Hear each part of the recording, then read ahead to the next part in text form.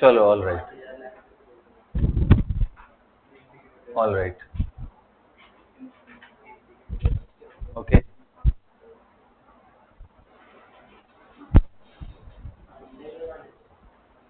आवाज आ रही है भाई सबको? चलो ठीक है। सो लास्ट क्लास में मैंने आप लोगों को पढ़ाया था लॉ ऑफ मास एक्शन, याद है ना? रेट के बारे में एक बारी क्विकली रिकैप करते हैं। सब लोग ध्यान से सुनो और मैथ कराओ कहाँ तक दिमाग में सेटल्ड है। रेट इज इक्वल टू क्या होता है बेटा? Rate constant into active mass to the power n, जहाँ पे रिएक्टेंट होते हैं, है ना? जहाँ पे फिर उसके बाद के क्या होता है? Rate constant. Rate constant Arrhenius equation से फॉर्मूला क्या होता है भाई? A E to the power minus E A by R T. जहां पे बेटा ई ए क्या होता है? Activation energy. जहां पे टी क्या है? Temperature in kelvin. Activation energy बढ़ाएंगे तो के पे क्या असर पड़ेगा? कम। एक्टिवेशन बढ़ेगा तो के कम हो जाएगा, टेम्परेचर बढ़ेगा तो के बढ़ जाएगा, और के बढ़ेगा तो रेट भी बढ़ जाएगा, के घटेगा तो रेट भी घट जाएगा। तो ये सारे कहानी हम लोग पढ़ चुके थे। सबको क्लियर है? फिर एक लास्ट इक्वेशन जो हमने पढ़ा था वो था log to the base 10 k2 by k1 is equal to ये upon 2.303 r 1 by T1 minus. मतलब अगर मैं T1 से T2 टेम्परेचर बढ़ा रहा हूं तो ये कितने गुना बढ़ेगा उसका लॉगरिथम वैल्यू है ये। और ये आप ध्यान से देखो तो किसके प्रोपोर्शनल है? एक्टिवेशन। यहां से कंक्लूजन क्या लिखवाया था कि जिस साइड का एक्टिवेशन एनर्जी ज्यादा हो, टेम्परेचर बढ़ाने पे उस साइड का रेट ज्यादा बढ़ता है। याद है ना सबको? अगर इस लॉजिक को समझे तो endothermic reaction and exothermic reaction में अलग अलग इफेक्ट आएगा। जब आप टेम्परेचर बढ़ाओगे, ये कौन सा रिएक्शन है भाई? एक्सोथर्मिक। एक्सोथर्मिक में टेम्परेचर बढ़ाने से बैकवर्ड का रेट बढ़ जाएगा, यानी रिएक्शन ओवरऑल पीछे आएगा। और एंडोथर्मिक में टेम्परेचर बढ़ाने पे फॉरवर्ड का रेट बढ़ेगा, क्योंकि एक्टिवेशन एनर्जी इसका ज्यादा है, ये प्रोपोर्शनैलिटी के हिसाब से। यहां तक सबको क्लियर है बेटा? बोलिए। अब समझते हैं कि एक्टिव मास क्या होता है। लिखो, what is active mass and how it is different, and how it is different from what is active mass and how it is different from concentration, right? तो चलो बात समझ लो, वहीं से सारा कहानी है कि बेटा एक्टिव मास, ध्यान से सुनना, कोई भी मान लो मैंने ले लिया लिक्विड, राइट, या फिर कोई ले लिया गैस, और एक ले लिया मैंने सॉलिड, या एक ले लिया मैंने सॉल्यूशन। ये सारे चीजों में क्या फर्क पड़ता है कि जो सॉलिड है वो रिएक्ट करते टाइम पे अगर इसका सॉल्यूशन ना बनाऊं तो लेयर बाय लेयर इसका डिप्लीट होता है। एक लेयर के बाद दूसरा लेयर, दूसरे लेयर के बाद तीसरा लेयर। तो किसी भी मोमेंट पे अगर किसी सॉलिड का कंसंट्रेशन निकालना वो फिक्स होगा। एक क्वेश्चन लिखो, उतने में ही क्लियर हो जाएगा।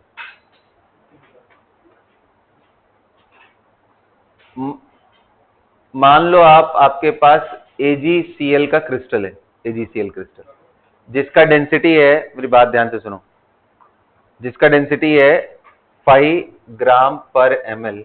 Can you find the molarity of this? Do it.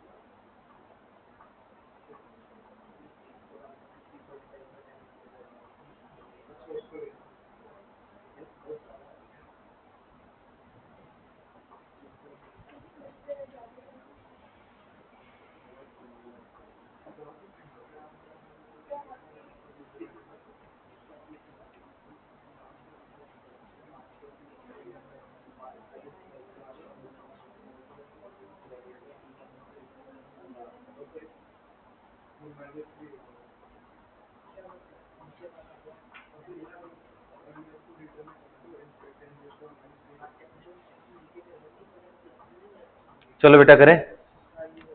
आप अगर ध्यान से देखो तो मैंने आपसे पूछा है कि भाई 5 ग्राम पर ml अगर AgCl का डेंसिटी है तो इसका क्या बताओ, मोलारिटी। तो देखो सब लोग इधर ध्यान से देखो, what is the formula of molarity. Madhuri ध्यान दो, मोलारिटी क्या होता है बेटा, number of mole of solute upon volume of solution in litre.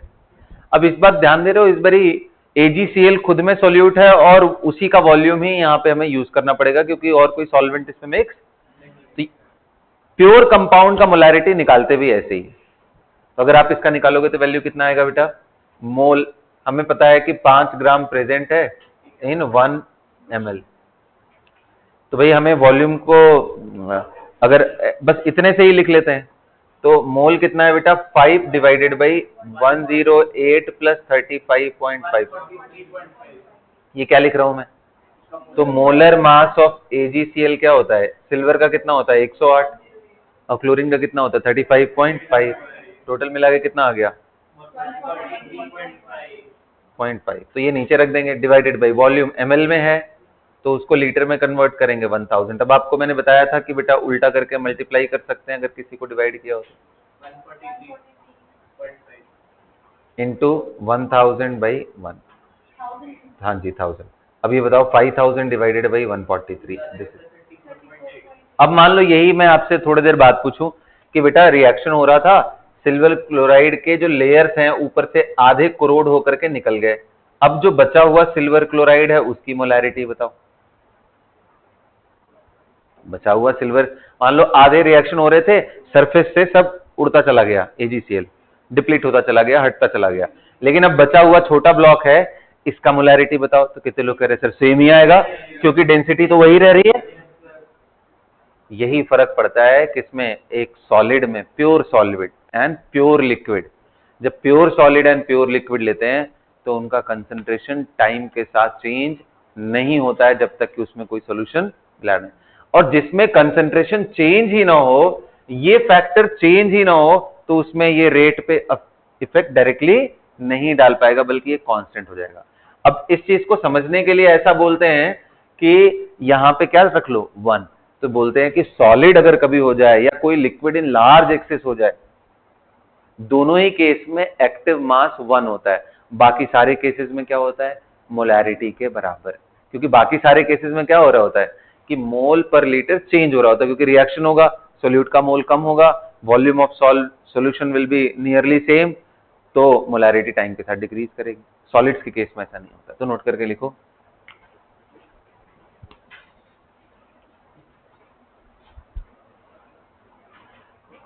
देखो, for solids and liquid taken in large access, for solids and liquid taken in large access, for solids and liquids taken in large excess, active mass is considered as 1. Active mass is considered as 1. Active mass is considered as 1. For other cases,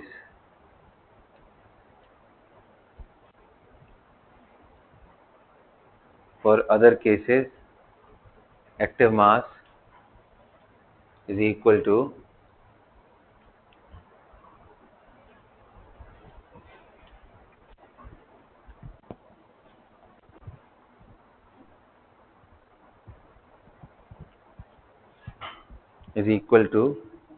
the molarity.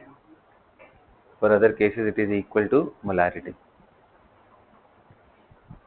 समझ आ गया सबको? बोलिए, हाँ, clear है ना? चलो अच्छा, तो जैसे अगर आपने प्योर सॉलिड का मोलैरिटी निकाला, ऐसे ही क्या आप प्योर वाटर का मोलैरिटी निकाल सकते हो? क्वेश्चन लिखो, find the molarity of pure water.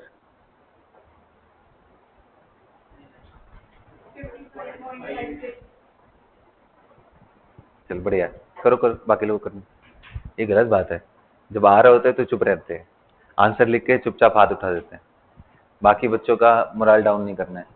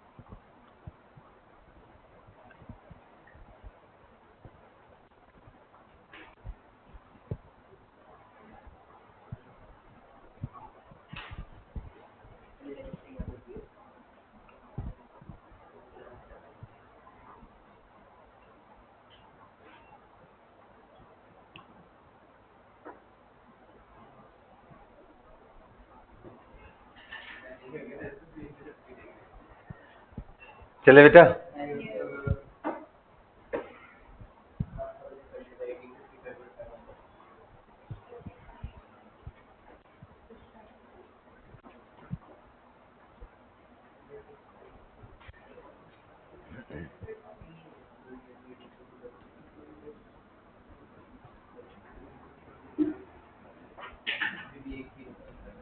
कितना आया सबका? इजी है, क्योंकि वाटर का डेंसिटी कितना होता है? वाटर का डेंसिटी कितना होता है नॉर्मल टेम्परेचर पे? 1 ग्राम पर ml. इसका मतलब 1 ग्राम H2O है इन 1 ml.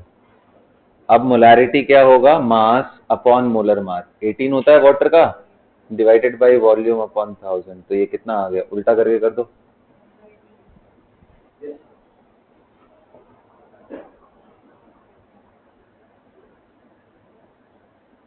$55.55 is the right answer. Clear हो गया? बोलिए. चलिए क्वेश्चन लिखिए. Right the rate expression for the forward and backward reaction for the following reaction. Write the rate expression for the forward and backward. Write the rate expression for the forward and backward reaction for the following reactions.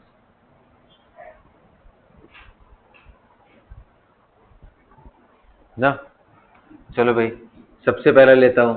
Calcium carbonate solid on heating gives CaO solid and क्या चीज? Gas. ये Kf दिया हुआ है और ये Kb दिया हुआ है. सेकंड दे रहा हूं,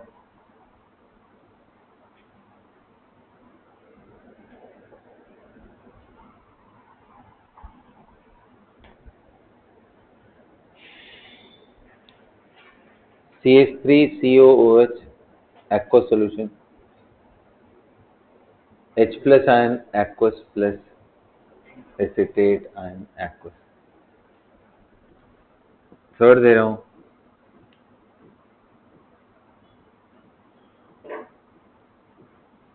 N2 plus 3H2, ये सारे गैस हैं, 2 ammonia gas, H2 plus I2, ये भी गैस, ये भी गैस,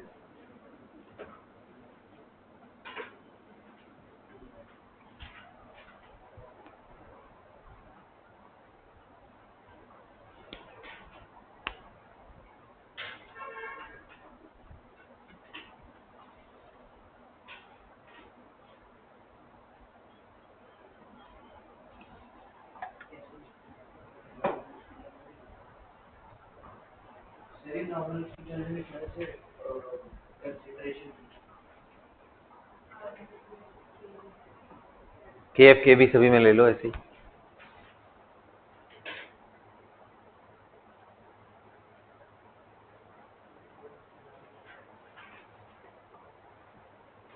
चलो लिखे,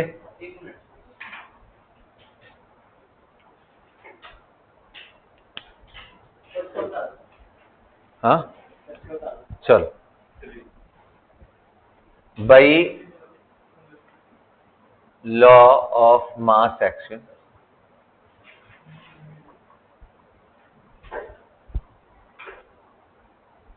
क्या चीज करना है, rate of forward is equal to KF into active mass of CaCO3, but ये वैल्यू कितना होता है 1, क्यों, क्योंकि वो सॉलिड है, ये आएगा। RB कितना आएगा बेटा, फॉरवर्ड बैकवर्ड दोनों क्वेश्चन लिखा है तुमने पूरा। सो RB इज इक्वल टू क्या होगा बेटा, कैल्शियम ऑक्साइड एंड, तो ये तो कितना हो गया 1, तो RB will be equal to KB into, सबको क्लियर हो गया, कितने लोग का सही हुआ हाथ उठाओ, चलो बहुत बढ़िया, बाकी ऐसे करते चलो जाओ। क्यों ये 1 है यहाँ पे लिख लेना, बिकॉज दे आर, यहाँ पे देखो फेज क्या लिखा हुआ है, सॉलिड, इसका फेज क्या है सॉलिड, अभी थोड़ी देर पहले बताया था, सॉलिड का एक्टिव मास 1।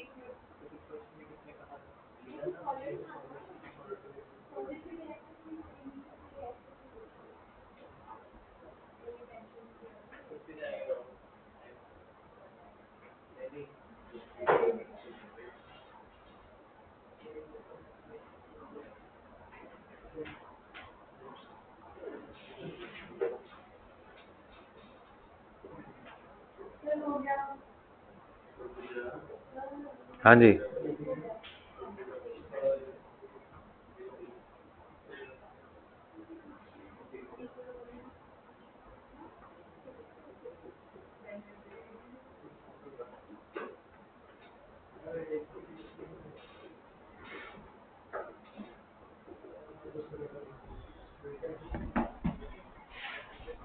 बोलो भाई।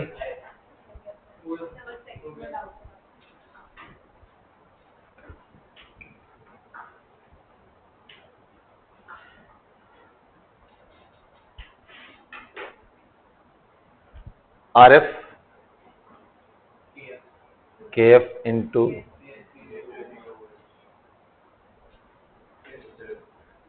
Are B is equal to K B into, अब दो कंपोनेंट है H plus and minus, that's it. क्या दिक्कत है? हाँ हाँ, और क्या। इसके लिए बताओ आर एफ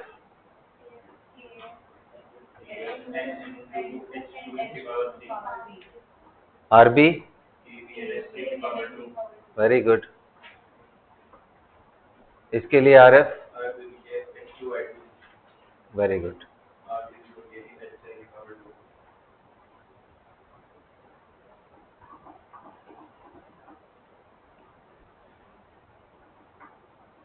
हो गया? बोलिए। अब एक क्वेश्चन देता हूं, देखते हैं आप क्या करते हो। लिखो तो, P4 solid plus 5O2 gas forms P4O10 solid।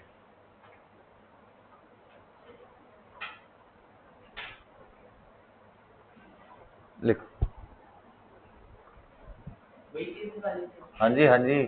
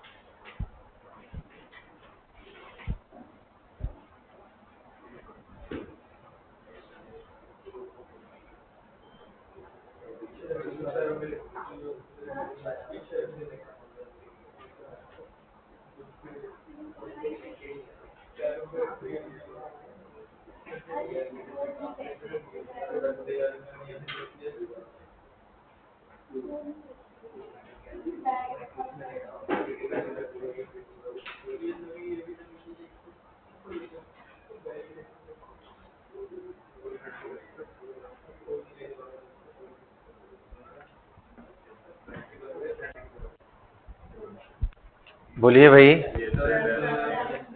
कर लिया सबने?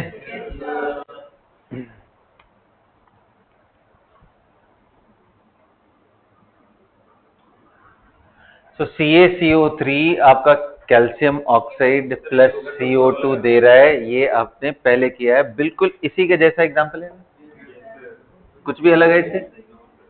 बस फर्क किससे इसका है कि इस बारी मैंने कोफिशिएंट चेंज कर दिया। So RF will be equal to KF into P4 into O2 पे पावर, तो इसका वैल्यू कितना आएगा 1, तो KF इंटू O2। कितने लोगों का सही हुआ ये? RB is equal to KB, सीधा सीधा, क्योंकि वो सॉलिड है। कितने लोगों का सही हुआ ये? और वो तो सॉलिड है ना, तो उसका फिर से 1 हो जाएगा। कौन हो आ रहा है? अरे ये कंपाउंड है, P4 है, O10 as a whole compound है।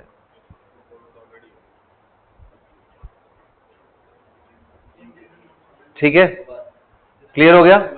अब हेडिंग डालो फैक्टर्स अफेक्टिंग, कल मैंने बोला था वैसे आप लोग को एक्सरसाइज करके आने के लिए, factors affecting rate constant for forward, RF, factors affecting for rate constant.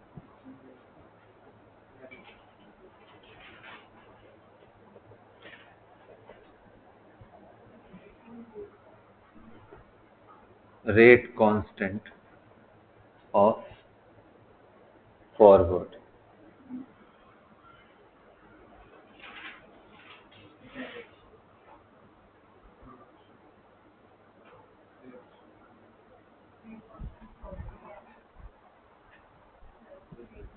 और बैकवर्ड। सो बेसिकली इसमें कुछ नहीं लिखना था, simply factors affecting rate constant लिखना था, क्योंकि forward backward RF KF KB के बारे में होगा।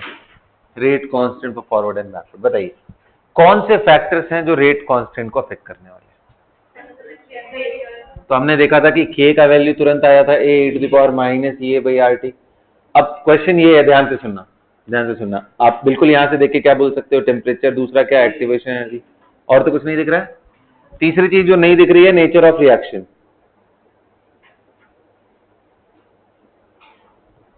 रिएक्टेंट या नेचर ऑफ रिएक्शन, क्योंकि अगर मान लो मैंने टेम्परेचर सेम रखा, एक्टिवेशन एनर्जी भी किसी तरीके से मैंने मैनेज करके सेम रखा, क्या दो रिएक्शन का रेट कांस्टेंट इक्वल होगा? ऐसा बिल्कुल, क्योंकि भाई उनमें आपस के अंदर किस तरह का मतलब किसी में 4 एटम है, किसी में 3 एटम है, किसी में 2 एटम है, किसी में स्ट्रॉन्ग बॉन्ड है, किसी में वीक बॉन्ड है। इसलिए rate constant, nature of reaction, temperature and activation energy. लेकिन एक्टिवेशन एनर्जी डायरेक्टली बोलने से अच्छा है, किस पे अफेक्ट करेगा? एक्टिवेशन एनर्जी को कौन बढ़ा घटा सकता है? कैटलिस्ट। मॉडरेटर कम कर सकता है, कैटलिस्ट बढ़ा सकता है। किसको? रेट कांस्टेंट को। कैटलिस्ट कम कर सकता है, किसको? रेट, ऐसा कुछ नहीं है, वो बढ़ा सकता है। ठीक है, लिखो, बार लिखना शुरू करो। सबसे पहला लिखो नेचर ऑफ रिएक्शन, और नेचर ऑफ रिएक्टेंट भी लिख सकते हो। नेचर ऑफ रिएक्शन नहीं, रेट कांस्टेंट है, इसके एक्सप्रेशन में कहीं कंसंट्रेशन दिख रहा है, तो फिर कैसे अफेक्ट करेगा? प्योर मैथमेटिकल चीज है ना। सबसे पहला क्या है इसमें? नेचर ऑफ रिएक्शन लिखो, नेचर ऑफ रिएक्शन।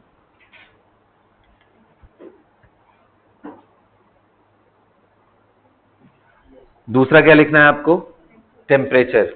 भाई टेम्परेचर बढ़ाएंगे तो K क्या होगा? बढ़ेगा ही। तीसरा क्या है? एक्टिवेशन एनर्जी लिखो। Activation energy is affected by adding catalyst, moderator और poison. Activation energy is affected या अल्टर्ड बाय, किससे किससे अल्टर्ड हो सकता है बेटा? ये मॉडरेटर हो गया, या फिर कैटलिस्ट हो गया, या फिर पॉइजन। हाँ,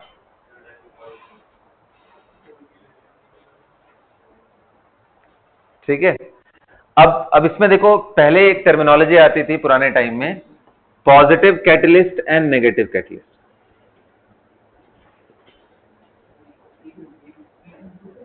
positive and negative catalyst,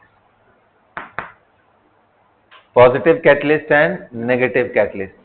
positive rate को बढ़ाता है by decreasing activation energy, negative rate को घटाएगा बाय इंक्रीजिंग। समझ आ रहा है? लेकिन अब ये नॉमेनक्लेचर इसको यूज नहीं करते हैं। अब कैटलिस्ट कभी भी लिखा रहे तो उसका मतलब हमेशा पॉजिटिव कैटलिस्ट होता है। तो लिखो नोट करके, a catalyst decreases the activation energy and hence increases rate and rate constant. Catalyst decreases the, sorry, a catalyst, yes, decreases the activation energy.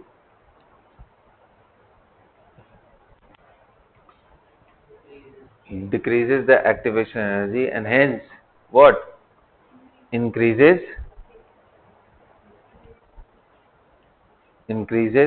rate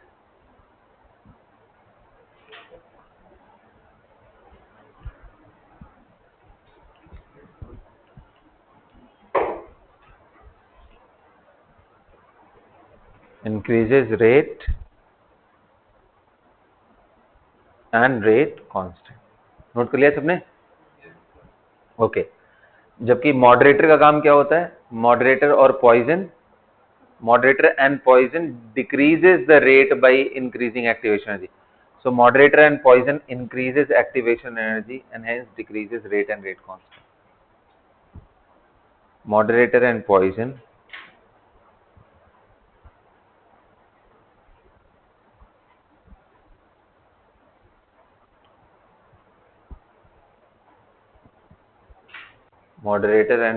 decreases rate and rate constant.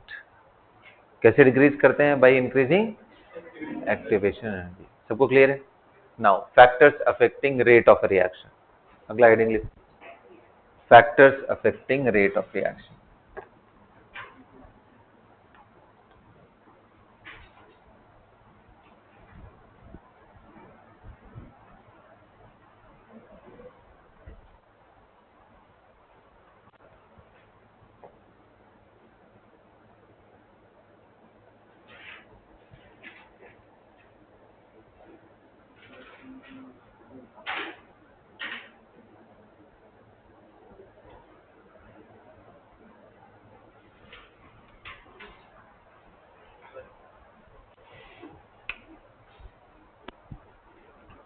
Factors affecting rate of a reaction. कौन से factors हैं भाई जो rate of reaction को affect करते हैं? सबसे पहला आप लिखो, सबसे पहला कंसंट्रेशन, इजंट इट? क्योंकि रेट के एक्सप्रेशन में आपको याद है ना कंसंट्रेशन भी आ रहा है. अच्छा अगर वो गैस है तो प्रेशर भी, mostly for gaseous reaction.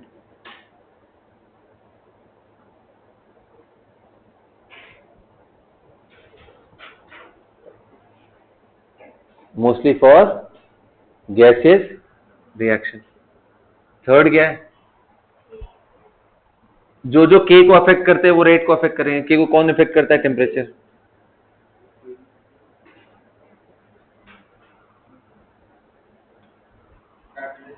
Yes, catalyst, moderator, poison.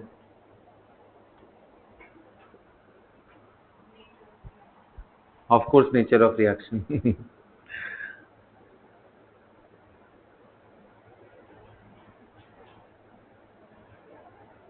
Nature of reactant को तो सबसे पहले ही लिखना चाहिए हम लोग. और बताओ, nature of solvent,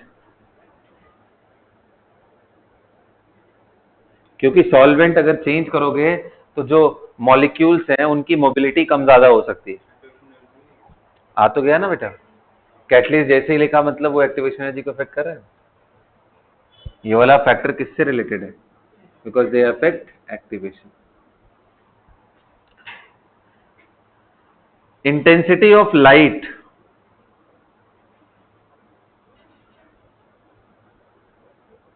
for photochemical reaction.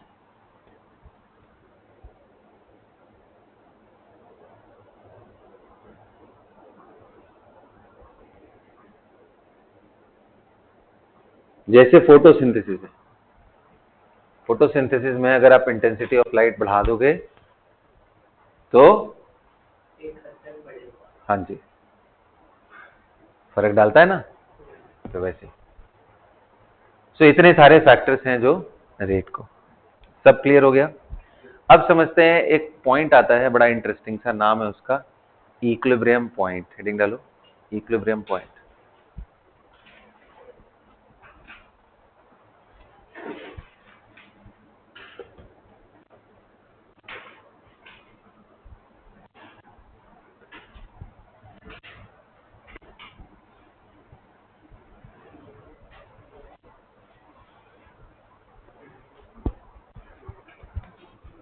भाई इक्विलिब्रियम पॉइंट किसको बोलेंगे? तो रिएक्शन का ऐसा स्टेज जहां पे फॉरवर्ड एंड बैकवर्ड का रेट इक्वल हो जाए। देखो, the stage of a reaction when rate of forward reaction becomes equal to rate of backward reaction.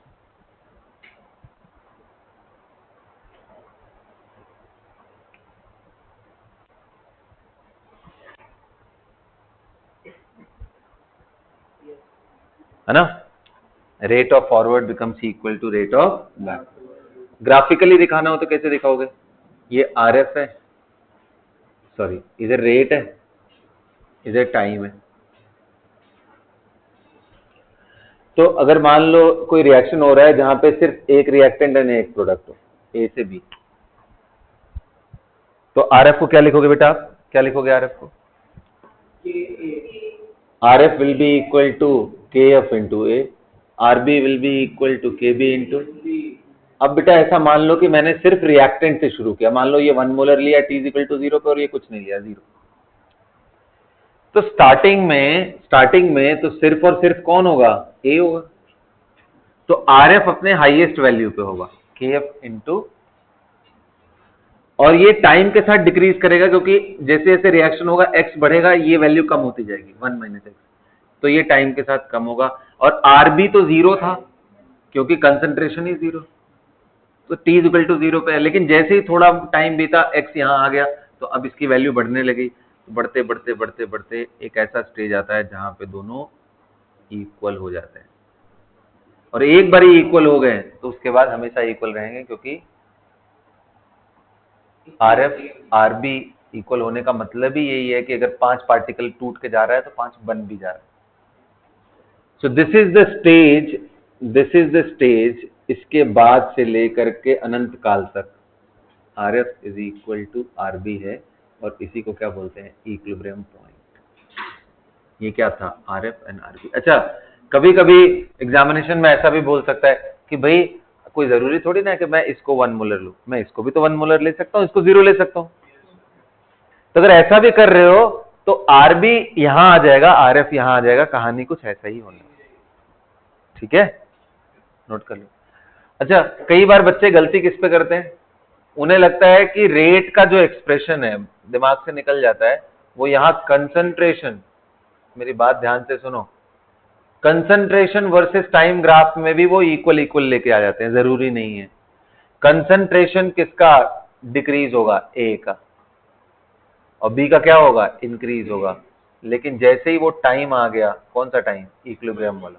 अगर मैं इसको टी नॉट बोल रहा हूं, तो टी नॉट पे जो उनका कंसंट्रेशन है उसके बाद कोई बदलाव नहीं होने वाला है। तो ये इक्वल मतलब यहां से यहां ये सब इक्विलिब्रियम पॉइंट है, ध्यान रखना। ये इक्वल नहीं हुए, घटते घटते। अच्छा, ऐसा भी हो सकता है कि बाईपास कर जाए।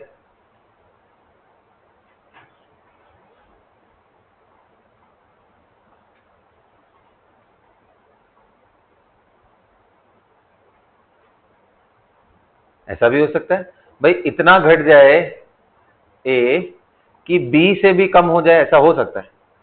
यहां देखो बी ज्यादा है, यहां ए कम है, ऊपर वाले में ए ज्यादा है, बी कम है।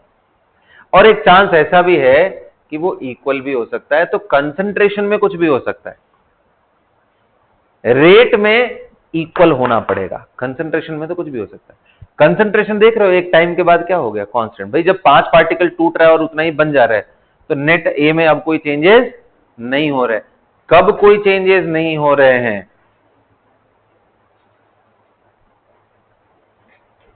कब कोई चेंजेस नहीं हो रहे हैं? फिर फोकस गड़बड़ हो रहा है तुम्हारा। कब कोई कब कोई चेंजेस नहीं हो रहे हैं? जब इक्विलिब्रियम पॉइंट आ गया उसके बाद। कर लिया सबने नोट? ये आ? अगला लिखते हैं। इक्विलिब्रियम पॉइंट हो गया, अब हेडिंग डालो। हाँ, ग्राफ बना लो सब फटाफट। तीसरा ग्राफ भी बना सकते हो, बिल्कुल ऐसा, आर एफ आर बी नहीं रख करके ए बी का कंसेंट्रेशन लिख लेना।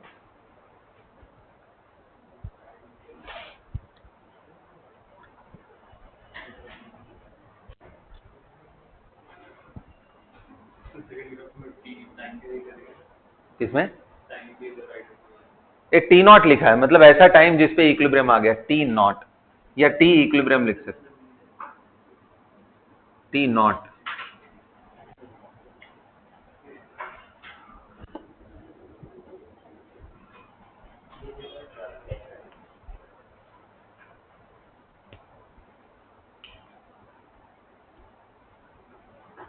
हेडिंग डालो, factors affecting equilibrium point, factors affecting equilibrium point.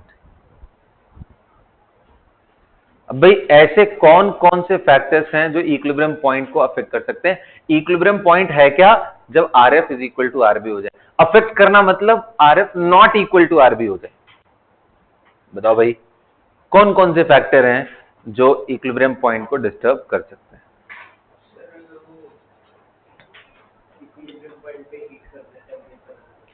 तो इक्विलिब्रियम पॉइंट पे देखो ना, मतलब बेसिकली हमें क्या करना है, R F not equal to RB कर देना है। जो पहले इक्वल है इसको ऐसा अनइक्वल करना है। अनइक्वल करने का मतलब रेट के एक्सप्रेशन में के है एंड ए है, इनमें कुछ चेंजेस करो तो कंसंट्रेशन ए का बढ़ा दिया। मान लो रिएक्शन है, इक्विलिब्रियम पॉइंट आ गया, मैंने बाहर से ए और डाल दिया, तो एकदम से ये बढ़ जाएगा, फिर आर एफ बढ़ जाएगा, फिर आर एफ अचानक से यहां से स्पाइक कर जाएगा ऊपर, फिर धीरे धीरे डिक्रीज, लेकिन फिर थोड़ी देर बाद इक्विलिब्रियम आ जाएगा। वो आप नहीं रोक सकते हो, वो तो आना ही आना है, क्योंकि जिसका भी कंसंट्रेशन ज्यादा होगा, रेट जिसका ज्यादा होगा, उसके रिएक्टेंट्स कम होने लगेंगे तो उसका रेट डिक्रीज ही करेगा, दूसरे वाले का इंक्रीज करेगा। इक्विलिब्रियम पॉइंट इज इनएविटेबल, उसको तो आना ही आना है, बस हम डिस्टर्ब जरूर कर सकते हैं उस टाइम पे। तो सबसे पहला क्या है, किससे डिस्टर्ब कर सकते हैं? By changing the concentration of reactant और प्रोडक्ट। दूसरा क्या? बाई चेंजिंग द प्रेशर, क्योंकि गैस के लिए प्रेशर के प्रोपोर्शनल होता है कंसंट्रेशन। तीसरा क्या, मैं के डिस्टर्ब कर दूं। के कैसे डिस्टर्ब कर सकता हूं? टेम्परेचर से एंड एक्टिवेशन एनर्जी से, यही ना? अभी ये इंटरेस्टिंग आएगा। Interestingly activation energy does not affect equilibrium point. कोई समझाएगा मुझे क्यों? देखता हूं किसके पास आंसर है इस बात का। क्वेश्चन समझ आ गया सबको क्या मैं बोल रहा हूं? कि देखो भाई, आपको R F not equal to RB करने के लिए क्या क्या कर सकते हो? कंसंट्रेशन बदल दिया, प्रेशर बदल दिया, चीजें नॉट इक्वल हो गई। बदलने का मतलब किसी एक का बढ़ा दिया, दूसरे का रिलेटिवली का। टेम्परेचर बढ़ा दूंगा, घटा दूंगा तो उसे फर्क पड़ेगा, पड़ेगा। कैटलिस्ट से फर्क पड़ता ही नहीं है, जबकि वो एक्टिवेशन एनर्जी बढ़ा घटा रहा है, फिर भी क्यों नहीं फर्क पड़ रहा है? क्या चीज इक्वल बढ़ाएगा? घटाएगा।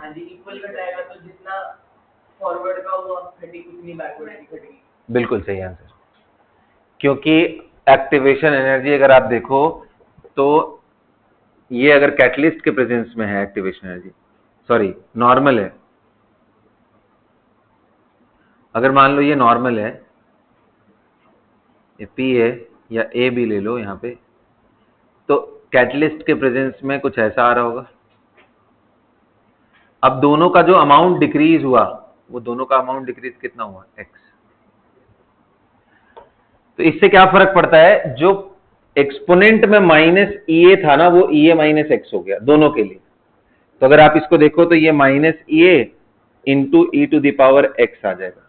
तो E to the power X forward में भी मल्टीप्लाई होगा, बैकवर्ड में भी, तो equal number of times increase करते हैं rate of forward and backward. मतलब पहले ऐसा ऐसा कुछ है कि पहले 10 मॉलिक्यूल इधर, 10 मॉलिक्यूल इधर जा रहा है, जैसे ही कैटलिस्ट डाले 50 इधर 50 इधर जाने लग गए। लेकिन 50 इज इक्वल टू 50 ना, पहले 10 इज इक्वल टू 10 था, अब 50 is equal to 50। Equality is still there, that's why catalyst does not affect equilibrium point. Rate को अफेक्ट करता है, रेट कांस्टेंट को अफेक्ट करता है, एक्टिवेशन एनर्जी को अफेक्ट करता है, लेकिन इक्विलिब्रियम पॉइंट को अफेक्ट। अच्छे से लिखो, ये बहुत इंपॉर्टेंट पॉइंट है ये। देखो फैक्टर्स अफेक्टिंग इक्विलिब्रियम पॉइंट। सबसे पहला, by change in concentration, change in pressure,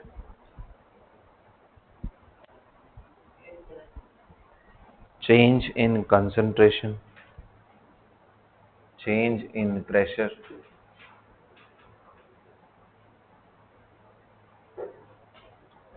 by temperature,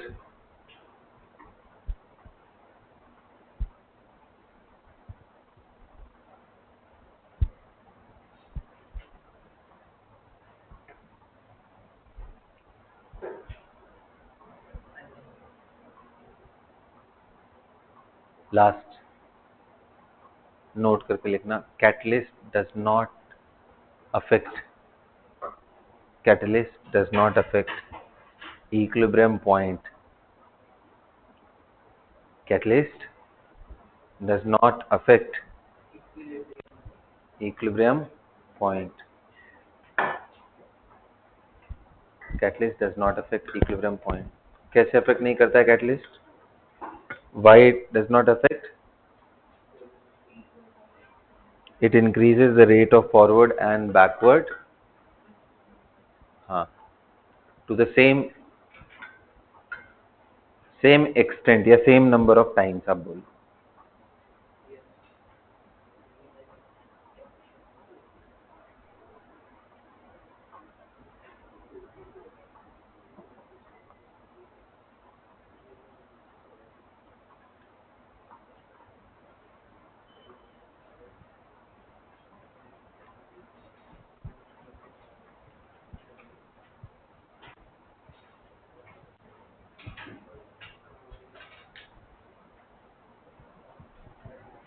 सबको क्लियर है बेटा? हाँ, चलिए, अच्छा, बहुत बढ़िया। अब आगे बढ़ते हैं। हेडिंग डालिए, बहुत इंपॉर्टेंट, और ये थ्योरेटिकल पॉइंट जितने भी मैं पढ़ा रहा हूँ उनमें ये एंडिंग की तरफ चल रहा हूँ, उसके बाद न्यूमेरिकल स्टार्ट हो जाएंगे, ठीक है? लास्ट पॉइंट क्या है? लिखो, इक्विलिब्रियम कांस्टेंट। यहां से स्टोरी शुरू होती है इक्विलिब्रियम के। इक्विलिब्रियम कांस्टेंट,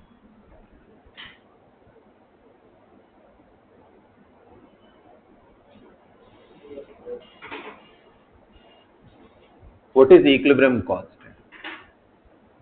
कैपिटल के से डिफाइन करते हैं, ध्यान रखना, रेट को स्मॉल के से, रेट कांस्टेंट को, एंड इक्विलिब्रियम कांस्टेंट को कैपिटल के, दोनों का के ही है। एग्जाम में ध्यान देना इस बात में, क्या लिखा हुआ है, स्मॉल के और कैपिटल के,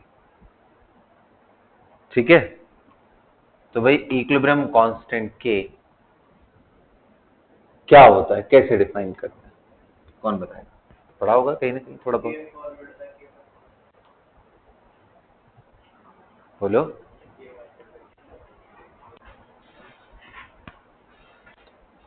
बोलो भाई, जसमीत बताओ, व्हाट इज इक्विलिब्रियम कांस्टेंट? हाँ, क्या होता है?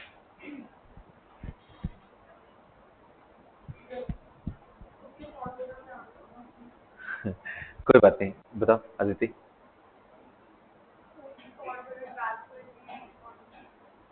फॉरवर्ड इक्वल करके क्या करते हैं? चलो ठीक है, प्रोसेस तो थोड़ा बहुत ध्यान है। माधुरी कुछ ध्यान है? नहीं? यस अभिषेक, कुछ नहीं ध्यान आ रहा है? तुमको कुछ ध्यान आ रहा है? पहले ही सरेंडर है, कुछ नहीं ध्यान। हाँ, चुप रहो तुम एकदम, ध्यान से सुनो। ये ध्यान दो, यहाँ पे रेट कांस्टेंट का रेशियो होता है इक्विलिब्रियम कांस्टेंट, यानी के एफ अपॉन के बी का रेशियो। हाँ, तो मैंने कब बोला? तूने गलत बोला, मैंने बोला आई जस्ट इग्नोर्ड इट, ताकि बाकियों को हिंट ना मिले। नहीं, ठीक है, K is equal to KF by KB, rate constant forward divided by rate constant backward। अब अगर यहीं पे हम कुछ कैलकुलेशन करें तो देखो, मैं सामने यहाँ डेरिवेशन दिखा रहा हूँ, तुम उसको लिखो चाहे मत लिखो, तुम्हारी मर्जी है।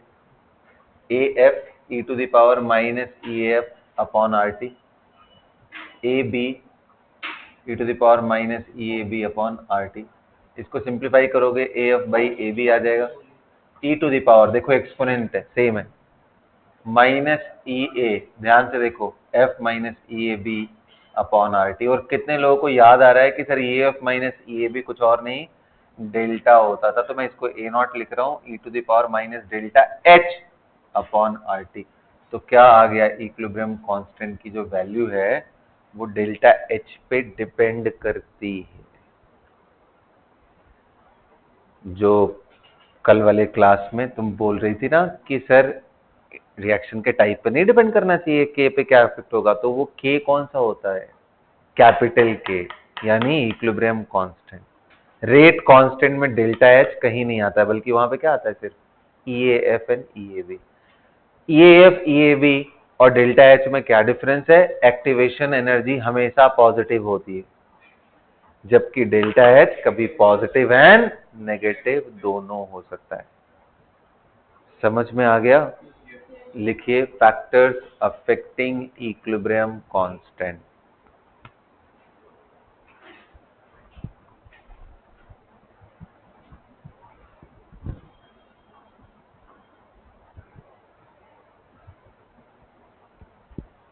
Factors affecting equilibrium constant.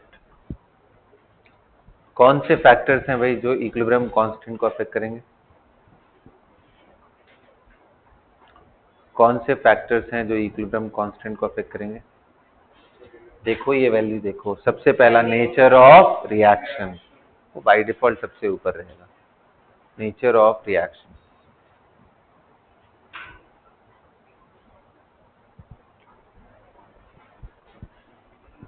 इसके बाद अगला कौन सा है? नेचर ऑफ रिएक्शन के बाद अगला कौन सा आएगा? हाँ जी बिल्कुल,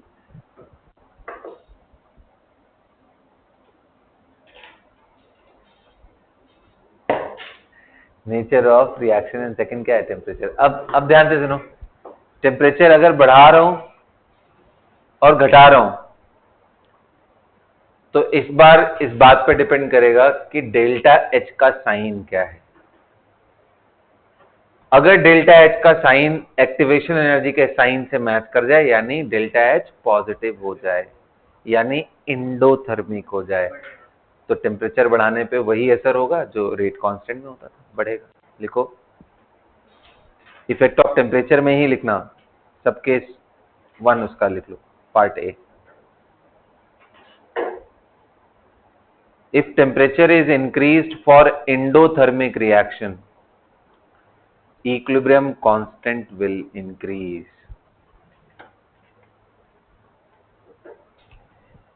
If temperature is increased for endothermic reaction,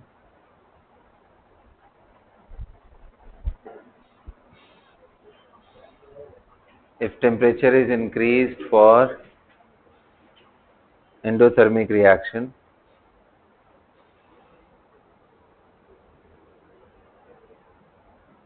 क्या होगा बेटा, बोलो?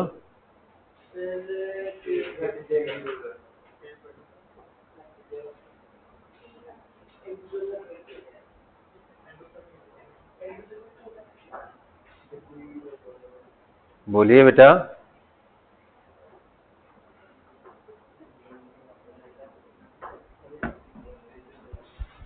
For endothermic reaction on increasing temperature, K will increase. अच्छा, इसको ऐसे भी समझ सकते हो, एंडोथर्मिक के लिए के फॉरवर्ड ज्यादा बढ़ता था टेम्परेचर बढ़ाने पे और ये कम बढ़ता था, तो ओवरऑल ये रेशियो में देखोगे तो बढ़ जाएगा।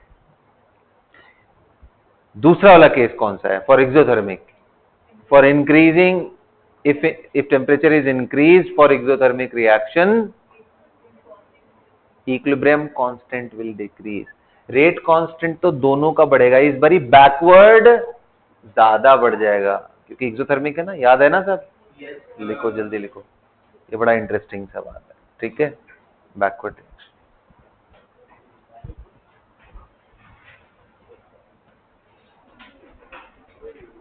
चलो फिर कैटलिस्ट का बात कर लेते हैं। हाँ जी, कैटलिस्ट का बात कर लेते हैं, जल्दी बताइए कैटलिस्ट का क्या असर आएगा इक्विलिब्रियम का? अगर इक्विलिब्रियम कांस्टेंट कुछ भी लिखा हुआ है उस पे कैटलिस्ट का क्या इफेक्ट आएगा? मान लो रिएक्शन में मैंने सिर्फ कैटलिस्ट डाल दिया, क्या आएगा? No effect. कैसे नहीं आ रहा है इफेक्ट, मुझे समझाओ। ये कितना बकवास सा लॉजिक है। के को तो अफेक्ट कर रहा है, इक्विलिब्रियम पॉइंट को अफेक्ट नहीं कर रहा है, वो बात तो सही, के को तो अफेक्ट कर रहा है ना। बोलो अभिषेक, अब तुमसे आंसर चाहिए, रुको अभी अभिषेक को एक्सप्लेन करना। सोचो सोचो, कोई बात नहीं, क्वेश्चन रिपीट कर दो। मैंने बोला what will be the impact of adding catalyst on equilibrium constant for the same rate. मान लो अमोनिया फॉर्मेशन का रिएक्शन चल रहा है, हैबर्स प्रोसेस है, N2H2 फॉर्मिंग अमोनिया। तो एक मिनट, मार के नाक तोड़ दो तुम्हारा अभी। यहाँ चल, सोचने दो।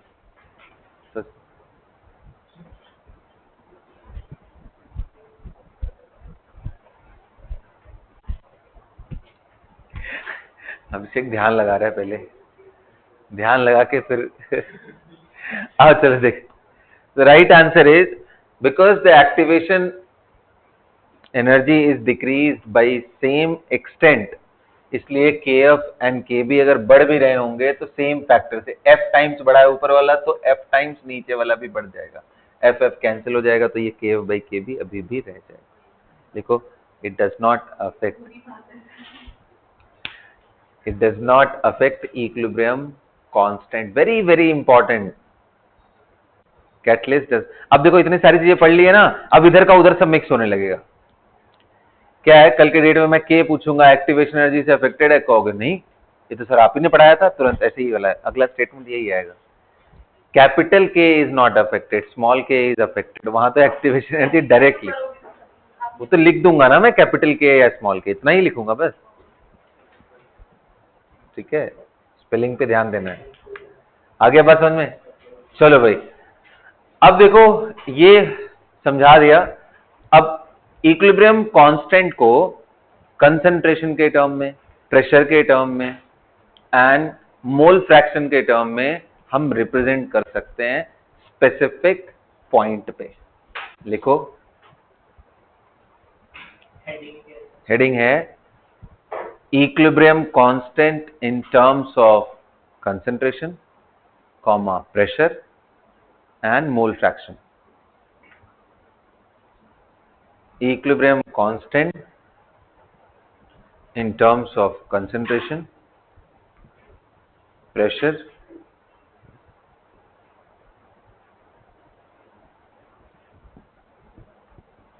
और मोल फ्रैक्शन। अब देखो, जब मैं एक रिएक्शन ले रहा हूं, वहीं से चलते हैं हम लोग, ठीक है। रिएक्शन क्या ले रहा हूं, ध्यान से देखो सभी लोग, कोई तकलीफ ना हो इसलिए मैं AA gas plus BB gas forming CC gas plus D gas ले लिया मैंने। गैसियस इसलिए ले लिया ताकि एक्टिव मास 1 किसी का ना हो। समझ में आ रहा है बात? अब इस रिएक्शन के लिए मैं इक्विलिब्रियम कांस्टेंट को अलग अलग फॉर्म में एक्सप्रेस करना चाहता हूं।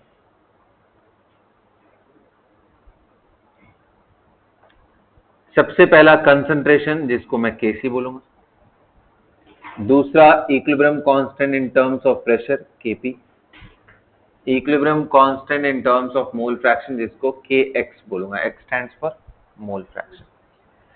लेकिन ये सब मैं लिखूं उससे पहले हमें ये समझना पड़ेगा कि यार ये अभी तो आपने सर लिखवाया था कि फैक्टर्स अफेक्टिंग इक्विलिब्रियम कांस्टेंट, वहां कहीं तो कंसंट्रेशन नहीं मिला मेरे को, वहां कहीं पे भी कंसंट्रेशन नहीं मिला, प्रेशर नहीं मिला, मोल फ्रैक्शन नहीं मिला, और आप अगले सेकंड ये लिख रहे हो कि इन टर्म्स ऑफ दिस। तो देखो बेटा, पहले तो ये समझो कि ये सब चीज हर लेवल पे पॉसिबल नहीं है।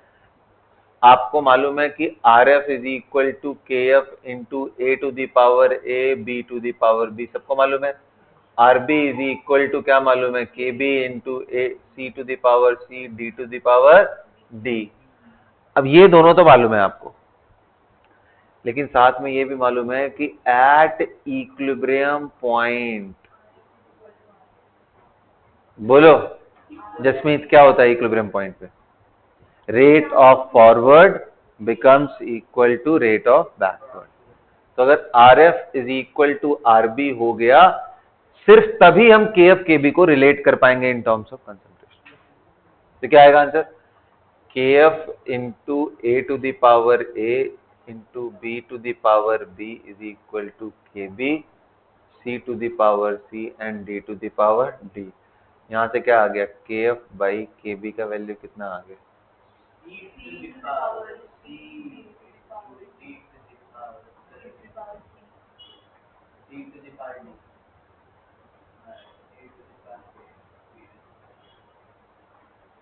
और यही क्या है बेटा? KC, C के टर्म में लिखा ना सब।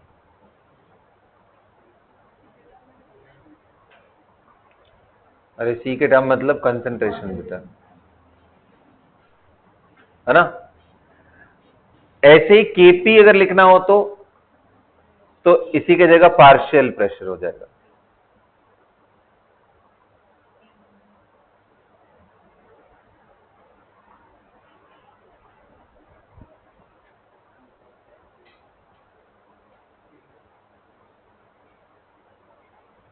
और इसी तरीके से KX लिखना हो तो समझ गए सब लोग, ठीक है? सिमिलरली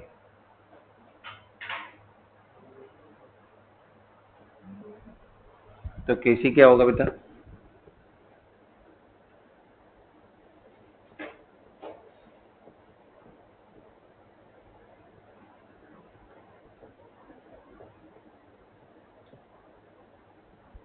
KP क्या होगा?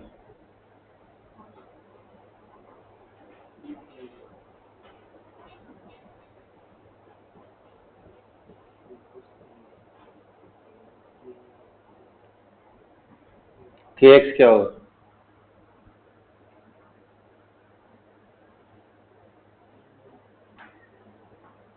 समझ आ रहा है?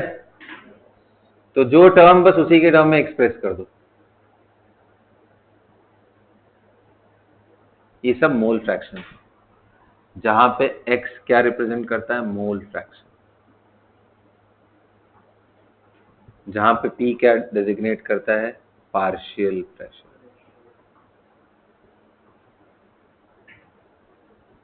लिख लिया सबने? हाँ, अब चलो एक बॉक्स बना के कुछ समझाना है, क्योंकि आपको KP KC में, KP KX में रिलेशन डिराइव करना है।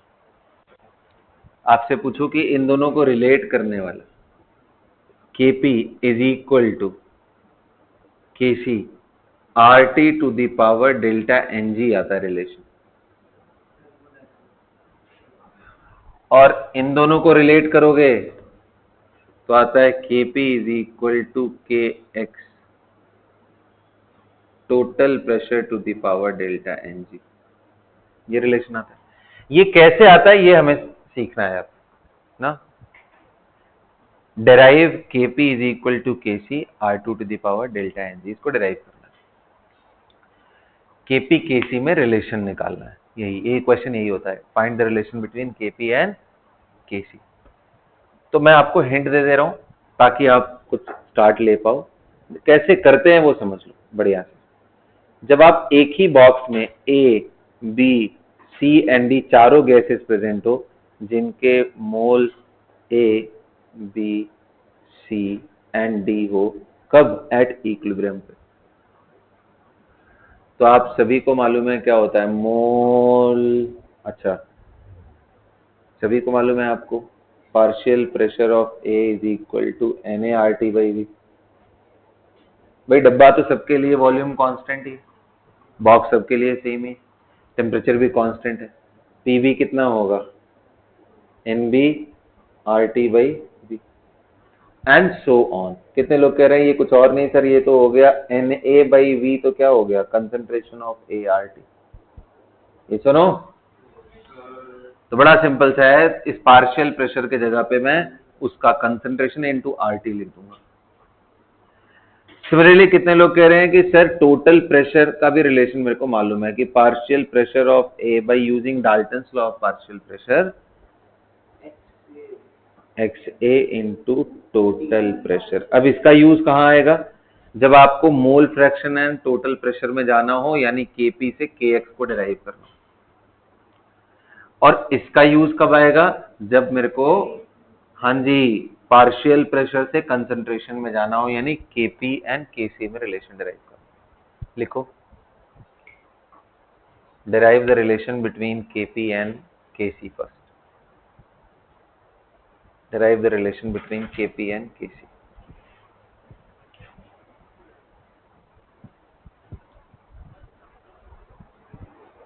जल्दी करो बेटा। Derive the relation between Kp and Kc.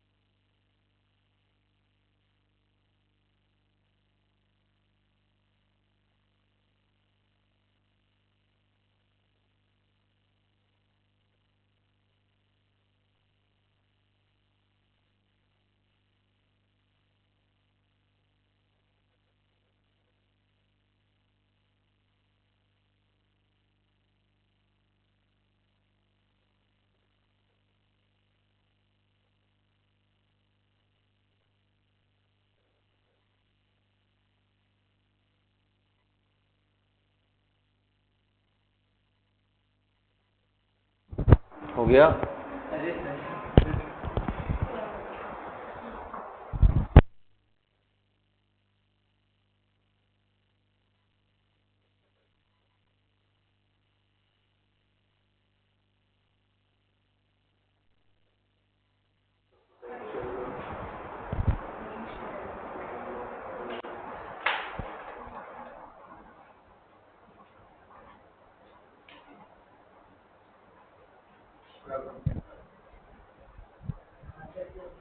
आइए देखते हैं।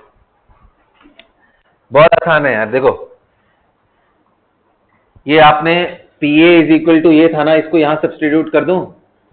Can we write as Kp is equal to partial pressure of C की जगह पे मैं लिख सकता हूं concentration of C into RT to the power C। Similarly concentration of D into RT to the power D, concentration of ART to the power A, concentration of BRT to the power B। अब RT सब पे common निकाल लो,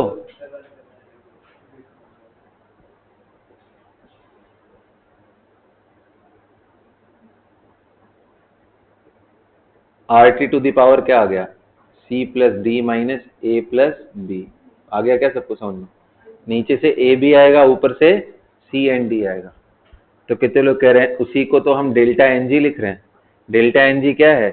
सम of the mole of gaseous product minus sum of the mole of gaseous reactant, C plus D minus A plus. इसको अगर लिखना हो, sum of the moles of gaseous product minus sum of the moles of gaseous reactant. Sum of the mole of the gaseous product minus sum of the moles of gaseous reactant.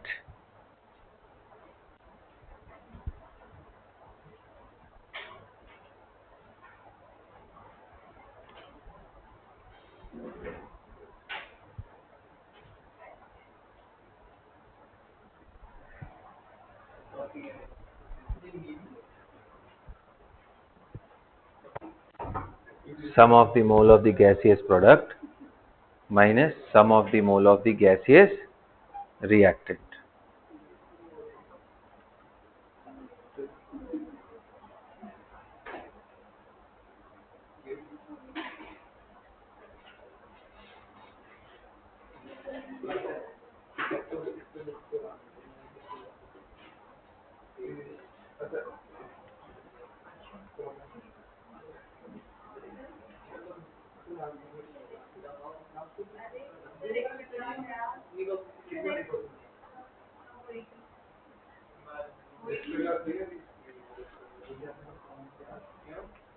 बताऊंगा कभी, जब भी होगी तो मैं बता दूंगा, अभी नहीं है फिलहाल।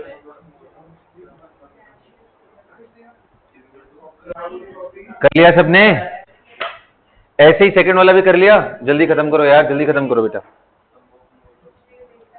यानी केपी केसी में रिलेशन आ गया। अब बेटा केपी के एक्स में रिलेशन निकालो, जल्दी करो।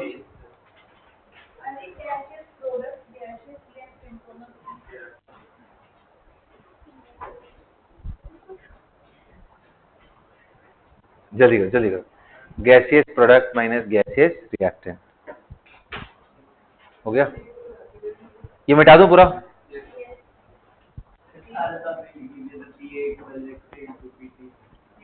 लिख तो दिया था। हाँ तो उतना ही कर लो भाई, उतना ही करने के लिए बोल रहा हूं। तो अभी याद करो, हमने पढ़ा था कि partial pressure of A is equal to mole fraction of A into total pressure by using Dalton's law of partial pressure. Similarly PB की वैल्यू कितनी होगी? X B PT. पीसी कितना होगा? X C into PT. PD कितना होगा? X D into PT. तो क्या लगा लोगे वहां पे? उठा के रख दो ये सारी वैल्यू इस जगह पे। सही रख रहा हूँ क्या? ओहो, मतलब समझ गए यार तुम लोग। यहाँ नहीं रखना है, ये ए रखना है और ये वाला बी में रखना है, एंड सो ऑन, ऐसे सी एंड डी। तो क्या आ जाएगा? के पी इज इक्वल टू, ध्यान से देखो, X A P T, X A P to the power A, X B P T to the power B, X C P T to the power C, X D P T to the power D. पूरा निकालो तो क्या आ गया? X A to the power A, X B to the power B, X C to the power C, X D to the power D, and P to the power क्या आ गया? ए plus B minus सी। उल्टा हो गया ना जी? अरे भगवान, क्या कर दिया मैंने? अनर्थ कर दिया मैंने। अनर्थ मतलब समझ रहे हो? ऊपर क्या चाहिए हमें? ऊपर तो हमारे पास पीसी है ना, तो समझ गए तुम लोग, अब समझ ही गए, ठीक है। कुछ बोल भी नहीं रहे हो नालायक तुम लोग। एक नालायक क्लास में बैठा हुआ है, सबका फोकस खराब किया हुआ है।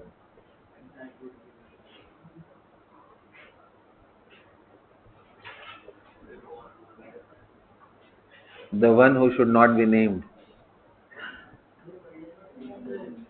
तो क्या आ गया? X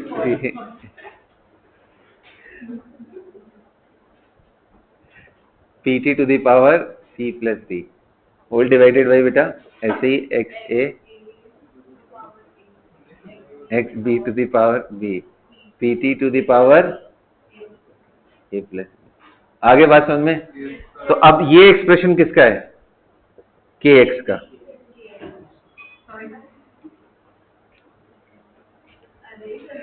P to the power, हाँ बिल्कुल, सी प्लस डी माइनस, क्या इसको भी डेल्टा एन जी बोल सकते हैं। तो क्या यहां से आ गया, K P is equal to K X total pressure to the power delta N G. आ गया सबको समझ। अब क्वेश्चन करें, एक तो क्वेश्चन कर लेते हैं। अरे ऐसे कैसे है, अच्छा चलो ठीक ठीक, कल से करते हैं, बाय।